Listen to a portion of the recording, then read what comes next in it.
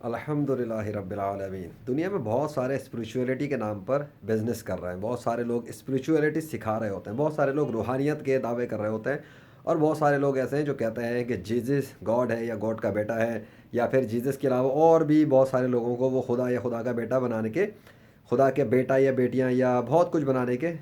مجرم بنے ہوئے ہیں۔ تو دنیا کے اندر ایسے تمام اسپریچول ہونے کے دعوے دار جو کہ غیر مسلم ہیں، وہ سب کے سب باطل مذاہب کے پیروکار ہیں، باطل خداؤں کے پیروکار ہیں، اور ان کا اس کائنات کے سچے خدا کے ساتھ کوئی صحیح اور بالکل اسپریچول والا تعلق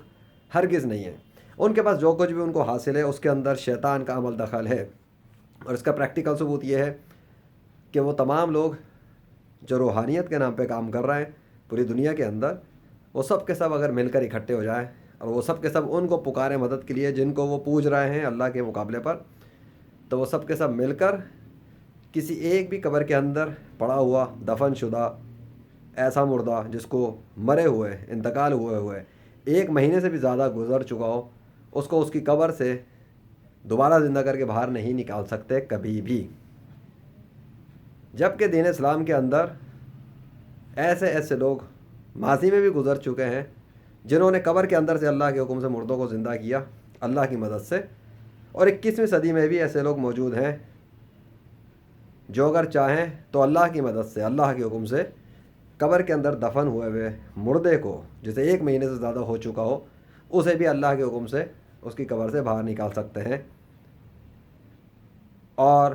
رائٹ فل ریلیجن کی ٹیم، یعنی کہ رائٹ فل ریلیجن پر حاجرہ روحانی علاج سینٹر کے نام سے ایک سینٹر چل رہا ہے اسپریچول وائرلیس ٹریٹمنٹ کے لیے، اس میں آفر کی گئی ہے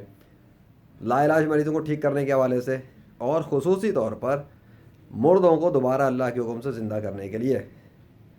سو یہ ہے دنیا کے اندر 21ویں صدی میں ایک کھلی نشانی ان کے لیے جو اپنی عقل کو استعمال کر سکتے ہیں،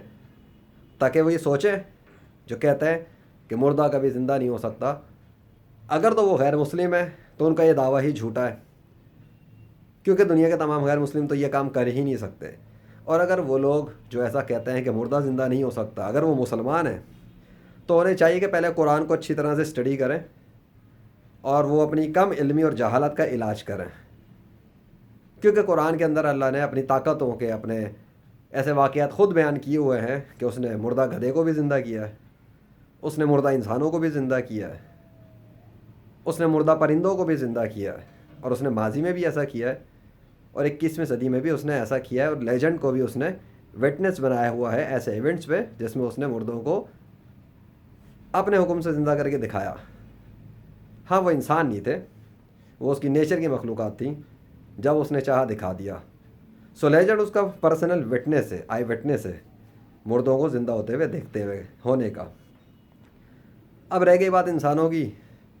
تو جب اللہ چاہے گا تو قبر کے اندر سے بھی مردے اللہ کے حکم سے زندہ ہو جائیں گے، جب اللہ چاہے گا تو زمین پہ پڑے ہوئے مردے بھی اللہ کے حکم سے زندہ ہو جائیں گے۔ اور یہ قیامت سے پہلے کی بات ہو رہی ہے، قیامت کے دن تو سب کے سبھی اپنی قبروں سے نکل پڑیں گے،